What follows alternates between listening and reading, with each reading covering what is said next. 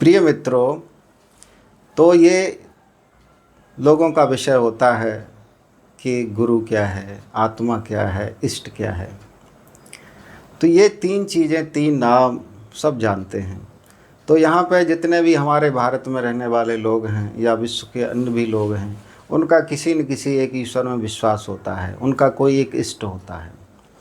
तो भारत में देखोगे तो अलग अलग इष्ट होते हैं, अलग अलग जो समुदाय के लोग हैं। तो किसी का इष्ट भगवान विष्णु हैं, किसी के इष्ट भगवान शंकर हैं, किसी के इष्ट माँ भगवती हैं। इसी तरीके से कोई अपने गुरु को मानता है। तो कहीं न कहीं किसी व्यक्ति का ऐसा विश्वास है, कोई परम सत्ता है, वो उसका इष्ट होता है। तो ये चीज़ यहाँ पर कई बार समझने की है कि इष्ट कौन है, गुरु कौन है और आत्मा क्या है। आत्मा का मतलब होता है स्व, मतलब स्वयं।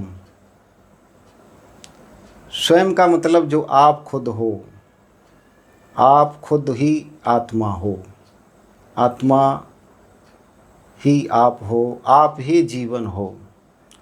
तो जीवन है जिसकी प्रेजेंस में ये शरीर चल रहा है, वो आप हो। आपका होना ही आत्मा है, आपका होना ही जीवन है।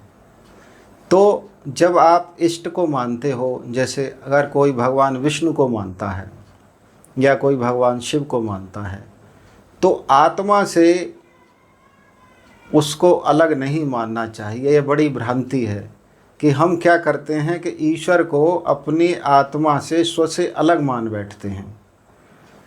तो वो चीज़ जो तुम्हें मिलनी चाहिए, जो अनुभव होनी चाहिए, जो आपको अनुभूति होनी चाहिए, जो आपका एक्सपीरियंस होना चाहिए, वो कभी नहीं हो पाता।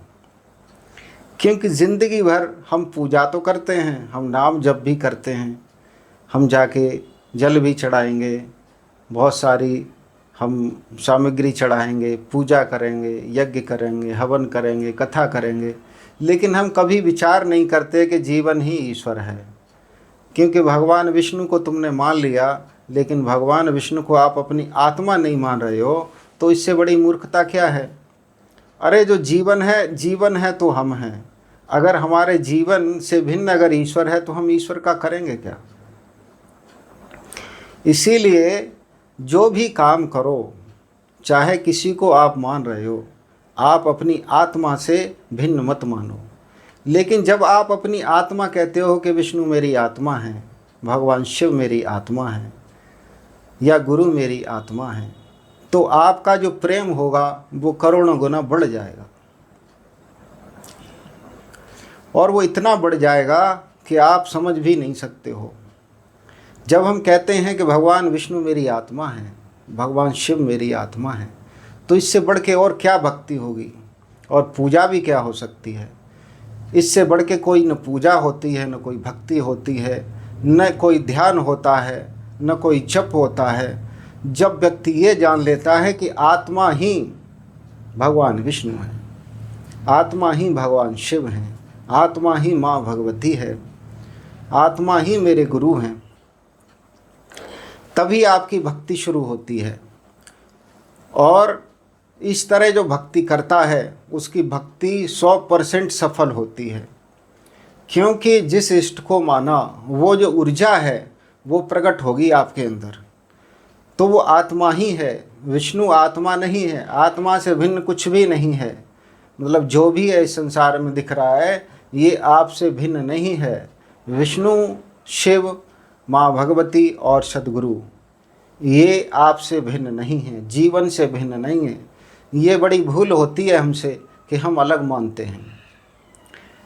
हम जिसको हमने सर्वोपरि माना, चाहे हमने गुरु को माना, चाहे हमने भगवान शिव को माना, चाहे हमने भगवान विष्णु को माना, लेकिन अपने से अलग मान बैठना ये बड़ी भूल होती है। और इसीलिए कोई भी कर्म हमारा सफल नहीं होता है कि हम अलग मान रहे हैं। और जब हमने अपने अंदर ही मान लिया कि मेरा जीवन ही विष्णु है, मेरा जीवन ही शिव है, मेरा जीवन ही माँ भगवती है और मेरा जीवन ही सद्गुरु है, तो चाहे आप रहो न रहो, शरीर रहे न रहे, वो आपका इष्ट हमेशा साथ में है। तो वो कहीं नहीं जाएगा आप न कभी भूलोगे, न कभी तुम्हें ध्यान करने की ज़रूरत है। पूजा भी करोगे तो बाह्य पूजा के अलावा आंतरिक जो पूजा है वो हमेशा चलती रहेगी और वो आपको सुख देगी, संतोष देगी और आपको एक दिव्यता प्रदान करेगी।